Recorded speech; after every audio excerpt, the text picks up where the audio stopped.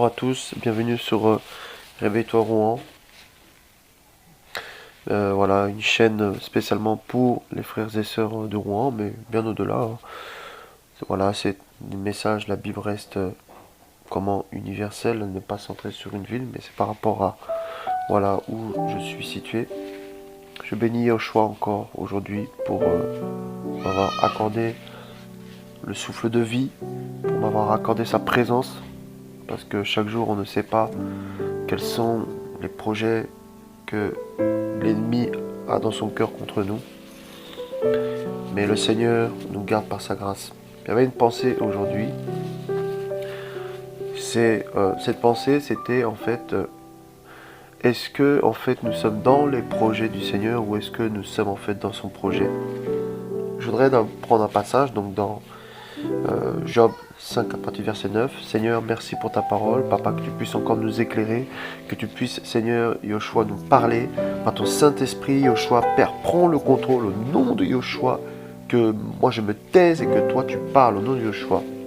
Il fait des choses si grandes qu'on ne peut les sonder et tant de choses merveilleuses qu'il est impossible de les compter. Il répand la pluie sur la face de la terre et envoie les eaux sur les campagnes. Il place en haut ceux qui sont abaissés et ceux qui sont en deuil sont élevés jusqu'au salut. Il anéantit les projets des hommes rusés, si bien que leurs mains ne peuvent les accomplir au succès. Il surprend les sages dans leur propre ruse et le conseil des méchants est renversé. En fait, c'est une pensée que j'ai ce matin, c'est que l'homme, il a des projets dans son cœur. Il prévoit de faire toutes sortes de choses dans son cœur. Et il va mettre en œuvre une stratégie, une technique, un moyen pour, je ne sais pas, attirer les gens dans son projet ou pouvoir atteindre en fait, ce qu'il voulait en fait dans son projet. Hein. Et toutes sortes de choses comme ça en fait, marketing, machin, tout ça, voilà. Toutes sortes de stratégies humaines, toutes sortes de choses qui viennent en fait de l'intelligence humaine en fait. Et par exemple, même quand l'homme a le projet de toucher des âmes, tout ça, il va se servir des choses du monde, des choses qui sont dans le monde pour toucher les âmes. Un exemple, un jour, j'étais sorti dehors comme ça, et puis je voyais des gens qui dansaient, mais c'était vraiment bizarre, et c'était comme les musiques du monde, tout ça là. Et voilà, et c'était soi-disant, pour Yoshua, pour Jésus. Pourquoi? Parce qu'il fallait plaire aux hommes, comme les hommes qui font du rap chrétien, voilà. Et ces hommes-là veulent en fait, pourquoi? Parce qu'ils veulent réussir leur projet, ils veulent attirer des gens, où il y a des églises par exemple, comment ils ont besoin d'argent pour monter un projet, ils vont faire des journées spéciales, anniversaires, ou je sais pas, braderies, même j'ai vu ça, des braderies, où les hommes font des braderies, c'est-à-dire ils vont récupérer des vêtements gratuits et après les revendent moins cher. Alors que j'estime que, en tant que chrétien, si nous récupérons des vêtements, nous devons les donner gratuitement. Donc les églises sont devenues des marchés, tout ça, pour accomplir leur projet, leur dessein. Ils ont leur dessein dans leur cœur. Et voilà, il y a un passage là qui me vient aussi, là, alléluia, le Seigneur va m'aider à trouver ce passage-là, par la grâce de Yoshua. Donc, merci Seigneur, oui, il me conduit, c'est magnifique. Donc, c'est dans Genèse, voilà. Donc, Genèse, il me semble que c'est Genèse 6.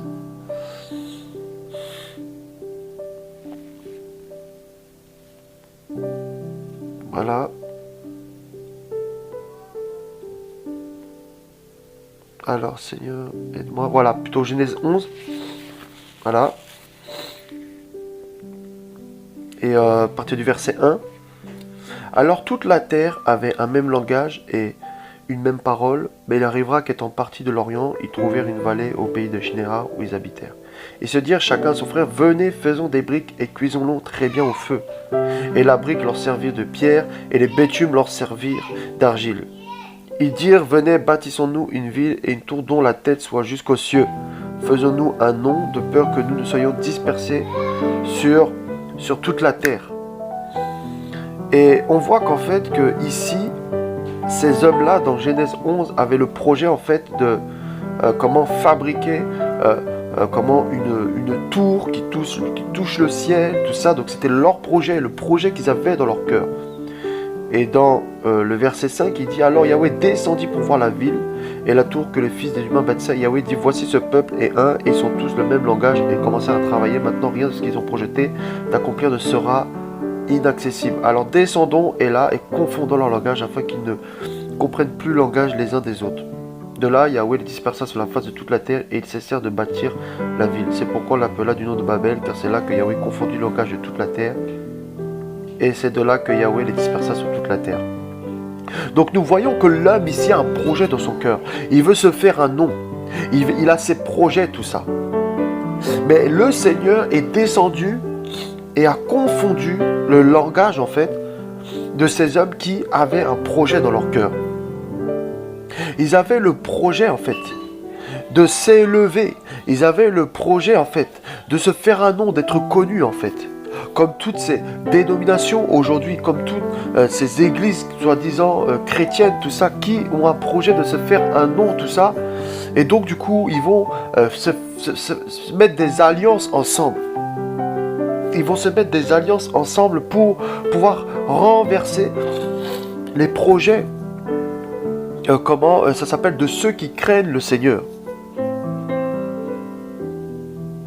Mais la parole nous dit ici, nous montre que c'est toujours les projets de Yahushua, les projets d'Elohim qui s'accomplissent. Voilà pourquoi je veux dire à quelqu'un que si tu as des projets et que ces projets sont les projets du Seigneur, ils vont s'accomplir. Mais si ce sont tes propres projets, ils vont être détruits. Parce que les projets du Seigneur demeurent, mais les projets que nous avons de notre propre cœur ne demeurent pas. Et lorsque le Seigneur aussi t'appelle à faire un projet, il te donne la provision, il te donne ce qu'il faut pour l'accomplir. Comme David avait prévu tout le matériel pour que Salomon puisse construire le projet justement, c'était de fabriquer un temple, voilà. Et David avait donné tout le matériel qu'il faut pour que Salomon puisse construire cette maison. Il avait tout, le bois, tout ça, la brique, tout. Donc ça nous montre que le Père, qui représente ici, qui est représenté par David, donne à Salomon ce qu'il faut pour faire le temple. Comme le Seigneur, s'il a un projet, il nous donnera, il est notre Père, il nous donnera ce qu'il faut, il pourvoira, que ce soit les moyens financiers, que ce soit les moyens, humains, tout ça, il pourvoira. Parce qu'il est dans le projet. Lorsque Noé a construit l'arche, il a donné le bois. Lorsque Moïse a voulu construire le tabernacle, il a donné aussi le matériel, les miroirs, des femmes. Mais aujourd'hui, nous voyons des hommes qui font des projets, et comme ils voient que leurs projets ne sont pas du Seigneur, ils vont commencer à mettre la corde au cou aux frères et sœurs, ils vont commencer à mettre des moyens humains en place pour attirer les gens, des abonnements, tout ça, machin, pour que les gens puissent rentrer dans leurs projets. Quand c'est le projet du Seigneur, il n'a pas besoin de tordre de mettre la corde au cou aux gens. Il n'y a pas besoin de prêcher un message de la prospérité. Quand c'est le projet du Seigneur, ça s'accomplit. Parce que le Seigneur dit qu'il veille sur sa parole pour l'accomplir. Il veille sur sa parole pour l'accomplir. Donc s'il est dedans, il mettra les outils qui vont avec. Regardons par exemple un passage, merci Seigneur, dans Alléluia, c'est de l'histoire de Cyrus là. Voilà. Donc c'est dans Esdras 4, voilà, pardon, Esdras, d'abord,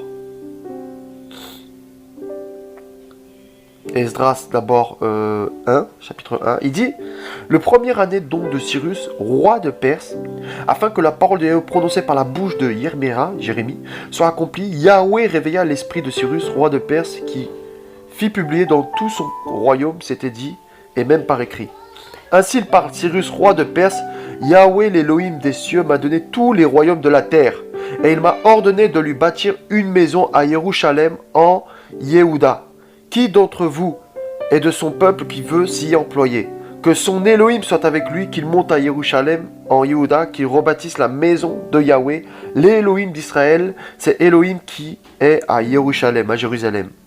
Et quant à tous ceux qui restent, quel que soit le lieu où ils séjournent, que les hommes du lieu où ils demeurent leur viennent en aide avec de l'argent, de l'or, des biens et du bétail, ou de ce qu'on offrira volontairement pour la maison d'Elohim qui habite à Jérusalem.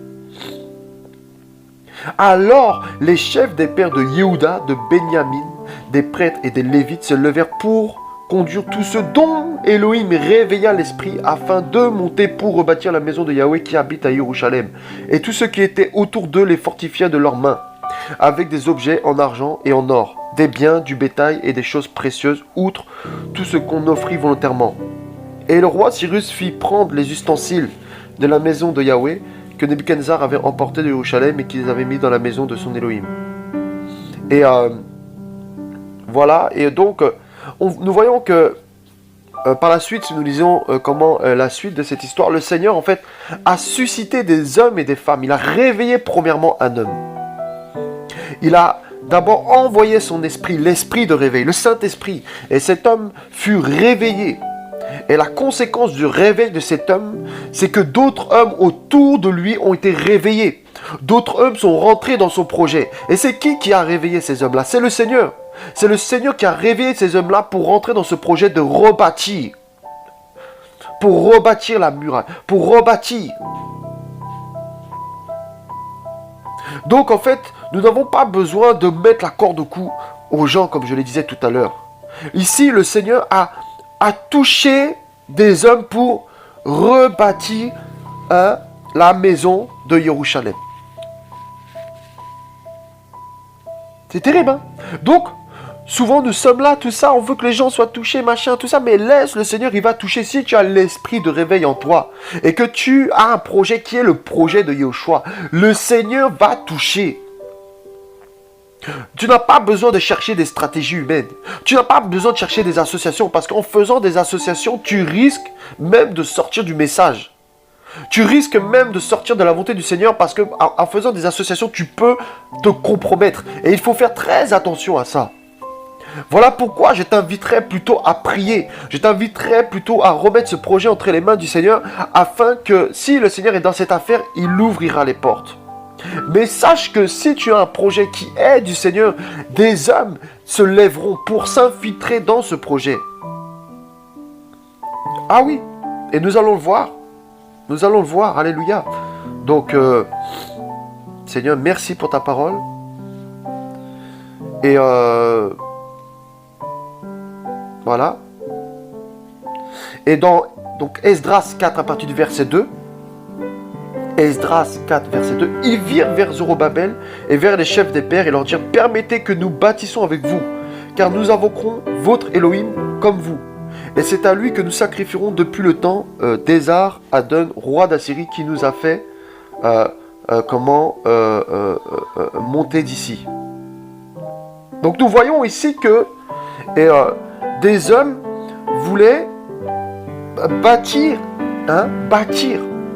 avec les personnes que le Seigneur avait suscitées, que Cyrus travaillait avec des personnes, et nous voyons qu'il y avait des gens en fait qui voulaient s'infiltrer. Il y avait des gens qui voulaient s'infiltrer. Il dit, il va vers Zorobabel, chef des pères, il dit, permettez-nous, tu vois, et il y aura des gens comme ça qui vont venir, qui vont vous dire, mais permettez-nous de travailler avec vous, permettez-nous de faire quelque chose avec vous, de nous donner, nous on a des idées aussi, on va vous montrer nos idées, tout ça, mais attention parce que ça peut changer le projet que le Seigneur avait prévu. Et qu'est-ce que dit ici la fermeté? Nous voyons ici la fermeté, verset 3, donc Esdras 4, verset 3, mais Zorobabel, Yoshua et les autres chefs des pères d'Israël leur répondirent: il n'est pas convenable que nous bâtissons ensemble la maison de notre Elohim, mais nous la bâtirons nous seuls pour Yahweh l'Elohim d'Israël, comme nous l'a ordonné le roi de Cyrus, roi de Perse. Parce qu'ils ont respecté l'ordre du roi. Le roi de Perse a dit, voilà, il a donné un ordre, ils ont respecté. Comme le Seigneur t'a donné un ordre, de travailler avec certaines personnes. Mais toi, tu veux déjà travailler avec d'autres personnes, tout ça, parce que peut-être ils ont plus d'argent, ou peut-être parce qu'ils connaissent un tel machin. Ne t'inquiète pas pour cela. Le Seigneur peut toucher des hommes et des femmes au moment même où tu t'y attends pas. Et c'est ça qui est magnifique avec Yahushua. Tu vois ces gens qui veulent s'infiltrer, comme dans l'histoire de Néhémie, il y avait des hommes qui voulaient s'infiltrer. À chaque fois que le Seigneur prépare un travail, à chaque fois que le Seigneur veut bâtir une œuvre, une association, je ne sais pas ce que le Seigneur t'a confié, il y aura toujours des hommes qui voudront faire des alliances, voulant apporter leurs aides. Lorsque Yahushua était bâti dans le désert, là c'était lui qui était bâti. Satan, n'est-ce pas, est venu lui proposer le pain, une aide. Et s'il aurait mangé ce pain-là, eh bien, il serait sorti de la volonté de Yahushua. Voilà pourquoi nous devons avoir le discernement des esprits sur les personnes qui nous proposent l'aide, sur les personnes qui nous proposent, en fait, je sais pas, même l'argent, tout ça, ou je sais pas, moi, un bâtiment, je ne sais pas, voilà, qui nous propose en fait quelque chose. Nous devons toujours sonder et demander au Seigneur, Seigneur, est-ce que c'est de toi? Aujourd'hui, si beaucoup de frères et sœurs sont sortis de la volonté de Yahushua, c'est à cause des alliances. C'est à cause des alliances. Et quand ils vont venir à plusieurs pour pouvoir t'influencer. Ils ne vont pas venir tout seuls. Non, non, non, non, non. Ils vont envoyer d'abord un acolyte. Et si cet acolyte, ça ne marche pas, ils vont envoyer un autre acolyte.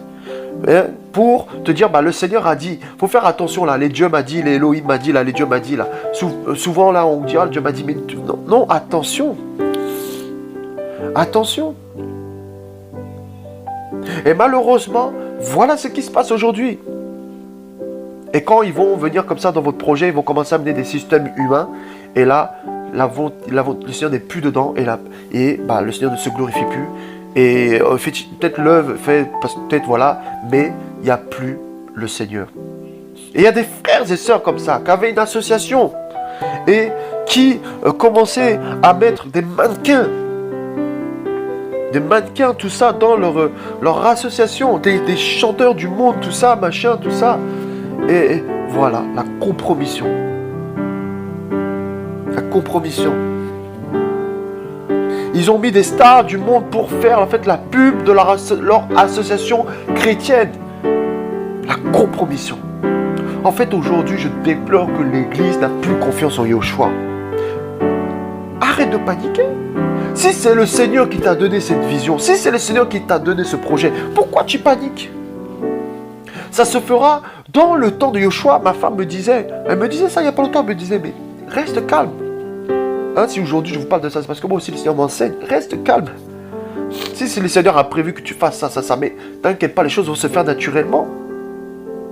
Ça se fera naturellement. Et on nous dit, donc on continue, verset 4, alors le peuple du pays rendit paresseuses les mains du peuple de Yehuda en le terrifiant pour l'empêcher de bâtir. Vous voyez, il y a des gens, ils vont vouloir vous terrifier, vous faire des menaces pour vous empêcher de bâtir l'œuvre.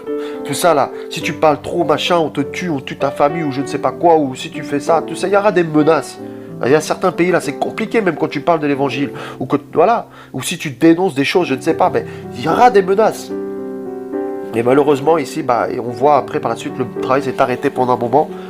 Mais après, il a repris. Verset 5, il avait même engagé à prix d'argent des conseillers pour faire échouer leur projet pendant tout le temps de Cyrus, roi de Perse, jusqu'au règne de Darius, roi de Perse.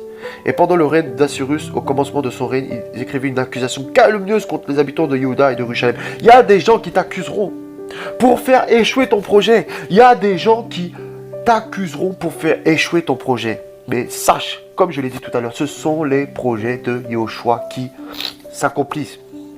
Donc si c'est le projet du Seigneur, même s'ils t'accusent, en fait, c'est bien parce que cette accusation va faire même connaître ton projet. Eux, ils vont vous accuser devant le monde entier, devant les gens, tout ça. Mais ça va faire connaître votre projet. Parce que quand les gens ont accusé Yahushua, là, les gens se sont dit, ouais, mais ok, d'accord, comme Nicodème, ok, d'accord, il l'accuse, mais je vais quand même aller voir là, cet homme-là. Parce que personne ne parle comme cet homme. Et quand ils sont venus pour aller voir cet homme-là qu'on accusait, là, même, comment ça s'appelle, les scribes, tout ça, machin, là, tout ça, ils ont dit quoi? Les pharisiens, ils ont dit quoi? La cohorte, tout ça là. Qu'est-ce qu'ils ont dit? Ils ont dit, personne n'a parlé comme cet homme. Il y a des gens qui vont venir pour t'accuser. Il y a des gens qui vont venir pour tes pieds, pour essayer de trouver quelque chose pour t'accuser. Et quand ils vont venir, ils vont dire, jamais homme n'a parlé comme cet homme. Jamais femme n'a parlé comme cette femme. On n'a jamais vu ça de notre vie. Ils vont être touchés. Alléluia. C'est ça. Regardez un autre exemple. On va prendre Matthieu. Matthieu chapitre 2. Merci Seigneur, vraiment il m'inspire là, c'est magnifique. Regardez quelqu'un qui voulait faire échouer le plus grand projet, Yehoshua. Matthieu 2, 1. Alléluia. Or, Yehoshua étant né à Bethléem en Judée au jour du roi Hérode, voici que les mages d'Orient arrivèrent à Jérusalem en disant: Où est le roi des Juifs qui est né? Car nous avons vu son étoile en Orient et nous sommes venus l'adorer. Mais le roi Hérode, ayant entendu cela, fut troublé, tout Jérusalem avec lui, et rassembla tous les principaux prêtres et les scribes du peuple, et s'enquit auprès d'eux du lieu où le Machia devait naître, et lui dirent à Bethléem en Judée, car voici ce qui a été écrit par le moyen du prophète. Et toi, Bethléem, terre de Yehuda, tu n'es nullement la plus petite parmi les gouverneurs de Yehuda, car de toi sortira le chef qui pètera mon peuple d'Israël. Alors Hérode, ayant appelé secrètement les mages, s'enquit soigneusement auprès d'eux du temps où l'étoile était apparue, et il les envoya à Bethléem en disant: Allez, informez-vous précisément sur le petit enfant, et quand vous l'aurez trouvé, faites-le moi savoir, afin que j'aille aussi moi-même l'adorer. Alors, ici, le petit enfant représente bien sûr Yehoshua, c'est Yehoshua lui-même, mais ça peut représenter un projet, un nouveau-né, un projet, quelque chose qui va naître. Et il y a des gens qui vont venir comme ça pour venir prendre des informations exactes. Et ce qui est magnifique, c'est que quand les mages sont partis pour prendre les informations, on nous dit que... Alléluia. On nous dit comment que ces mages-là se sont prosternés, ils ont offert de l'or, de l'encens et de la myrrhe. Donc eux, ils étaient venus pour prendre des informations, mais au final, ils l'ont adoré. Ils l'ont adoré. Et c'est ça qui est en fait comment terrible. C'est qu'il y a des gens qui vont venir pour épier le projet que nous avons. Il y a des gens qui vont venir pour voir ton projet, tout ça, pour épier ce projet-là, pour le détruire. C'est des sorciers, même des sorciers qui vont venir. Et quand ils vont venir, ils vont voir celui qui est en toi. Et ils vont se prosterner devant celui qui est en toi. Voilà pourquoi aujourd'hui les sorciers rentrent dans les églises, tout ça. Et ils arrivent à faire tomber tout le monde parce qu'il n'y a pas le Saint-Esprit, il n'y a pas le feu, il n'y a pas Yehoshua. Mais si Yehoshua est là, les sorciers qui vont venir vont se convertir, vont se repentir, vont se prosterner. Alléluia. Donc le Seigneur peut permettre à ce que des sorciers t'attaquent pour que lorsqu'ils voient le feu là, ils voient quelqu'un et ils disent non là, il y a quelque chose que je n'ai jamais vu. Et là, ils se prosternent, ils se convertissent. Donc le Seigneur a plusieurs moyens de toucher les gens. Il peut toucher les gens par la prédication de l'évangile dehors, par la parole, par, je sais pas, une émission télé sur YouTube, tout ça. Mais il peut aussi permettre à ce que un sorcier vienne t'attaquer et ce sorcier voie la puissance, et que le projet qu'il avait de détruire ton projet, ta vie, il se convertisse. Oh, alléluia. C'est terrible, Et donc en fait, voilà. Et on nous dit, Matthieu 2, verset 12, donc ici, il va parler, comment ça s'appelle, attendez, voilà. Et excusez-moi. Bon, voilà. En toute manière, en tout cas, ce qui s'est passé, c'est que les mages, voilà, et ils sont pas retournés par le même chemin en fait. Ils sont pas parce que ils ont été touchés. Ils ont été touchés. Donc vous voyez les projets du Seigneur. Donc eux, ils voulaient stopper cette œuvre qui était la plus grande œuvre, c'est-à-dire avant que Yehoshua impacte le monde. Ils voulaient l'empêcher d'aller à la croix, tout ça. Et ils ont voulu le tuer dès sa naissance. Mes amis, quand il y a un projet qui est en place par le Seigneur, le diable, Satan, tout ça, voient une étoile briller. Ils voient quelque chose. Ils sentent spirituellement qu'il y a une activité spirituelle. Et ils se disent, non, là, on doit bloquer. On doit bloquer. Pourquoi ils veulent bloquer? On retourne dans Esdras.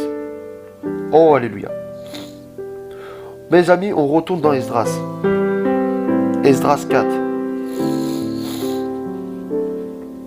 Voilà. Et